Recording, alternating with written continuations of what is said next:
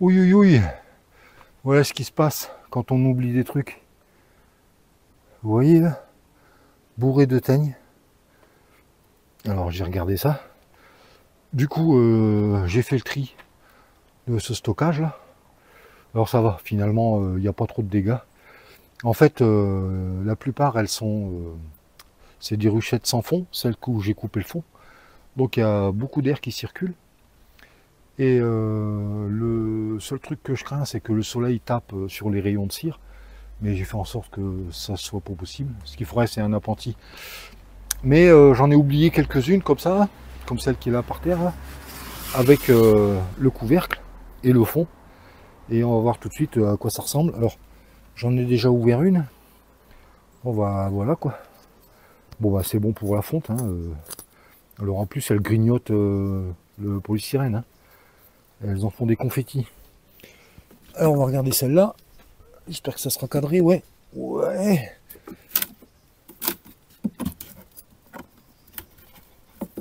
Oh, putain, c'est la cata quand on oublie ces trucs-là. Oh putain. Tiens, ici il y a même encore un protège-cellule. Pouf. Ah. Ouais, tout ça c'est bon à fondre. Hein. À savoir si la ruchette n'est pas trop abîmée. Oh là là là là, regardez-moi ça. C'est un mélange de polystyrène, de toile de... Bon, en tout cas, hein, si vous avez des rayons stockés quelque part, pensez à y jeter un œil, hein, parce que ça fait du gâchis quand même.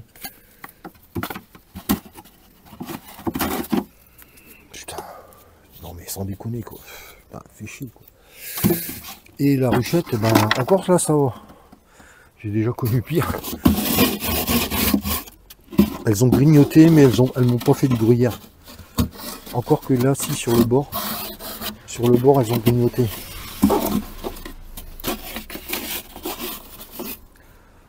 Ah bon, faut gratter tout ça. Alors je vais vous montrer autre chose aussi. Ça c'est une ruche piège que j'ai oublié. Ah, je vais le mettre là-dessus, tiens. Il ira mieux. Alors là par contre, là il n'y a plus rien de bon. C'est vraiment foutu.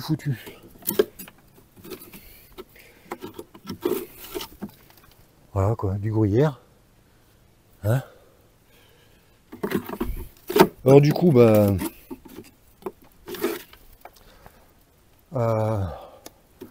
prochainement, là peut-être demain, je sais pas encore, j'essaierai de vous faire une vidéo pour fondre la cire avec la chaudière. Alors la chaudière elle est là-bas, on va aller la voir. Il faut que je la remette sur un socle avec le système de chauffage parce que là elle est par terre. J'avais déjà commencé à la remplir et puis je l'ai pas fondue. Si ça se trouve la teigne elle a bouffé des trucs aussi là-dedans. Alors il y a ça que je vais en profiter pour vous faire une fonte là-dedans. Et je vais vous montrer autre chose aussi. Alors, un instant, je vais aller chercher le matos là. Bon voilà. Pour ceux qui n'ont pas beaucoup de rayons, on peut fondre sa cire là-dedans avec un filtre qu'on met par-dessus. Bon, j'ai cadré ça. Voilà, on va mettre ça là. Voilà. Je vous ferai ça plus détaillé. On met tout son bazar à fondre et après par-dessus. Alors ici, bon, c'est de la récup, hein, c'est un truc de ventilateur. Mais le principe, c'est qu'on peut faire un grillage avec du grillage. Hein, et comme ça, on pousse les cocons au fond. Bon, je vous montrerai ça en vidéo plus détaillée. Parce qu'en fait, c'est une méthode que j'utilise pas, quasiment pas. Quoi. Moi, j'utilise ma chaudière. Alors éventuellement, il faudra que je m'adapte. Mais j'essaierai de vous faire une fonte avec ça. Et puis qu'est-ce que je voulais dire d'autre? Ouais, voilà, on verra ma chaudière. Là, elle est pleine, alors je la ferai fondre. Et puis ensuite, je démonterai tout ce qu'il y a dedans et je vous montrerai comment c'est foutu à l'intérieur. C'est en fait, c'est pas une vraie chaudière, hein, c'est une chaudière qui a été bricolée à partir d'un ancien extracteur à manivelle. Mais la cuve, comme la cuve est en inox, ah oui, alors, Important. Alors le bidon là en ferraille, là, ne faites jamais fondre de la cire dans un bidon en ferraille. Hein.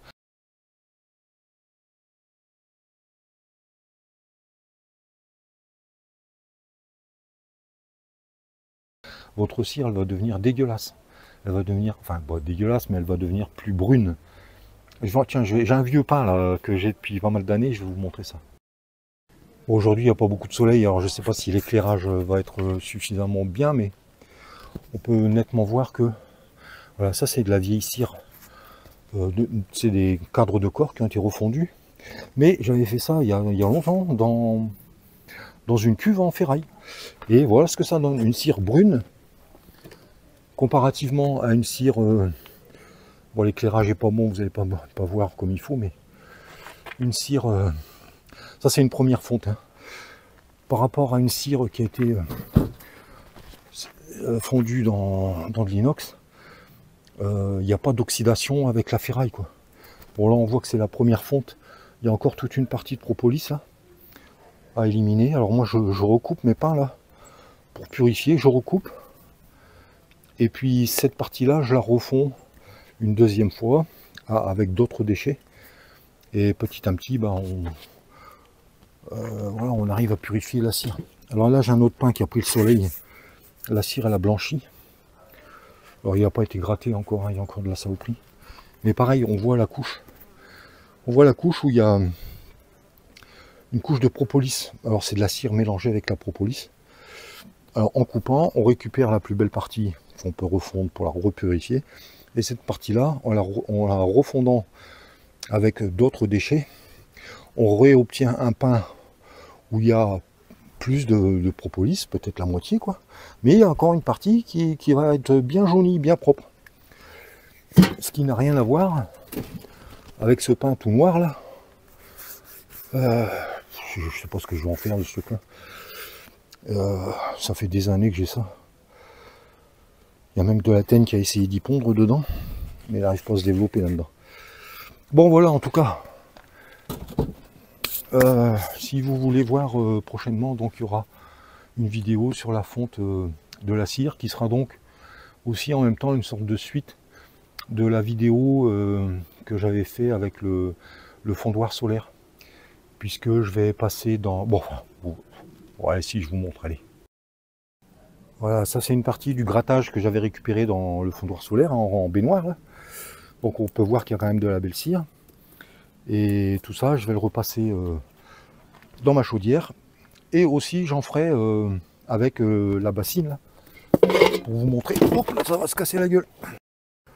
Pour vous montrer que finalement, on peut se débrouiller avec très peu de matériel quand on n'a que quelques ruches. Alors, et ce filtre-là, bah, éventuellement, on peut l'améliorer. Moi, c'est de la récup, ça correspond... hein. Je vais essayer de m'en servir comme ça pour vous montrer que c'est possible. Bon, allez, go. C'est un peu brouillon tout ça, mais pour vous donner un petit peu des nouvelles. Alors, si vous avez des rayons stockés, allez les inspecter pour pas que la teigne vous bouffe tout, quoi. Allez, sur ce, à la prochaine.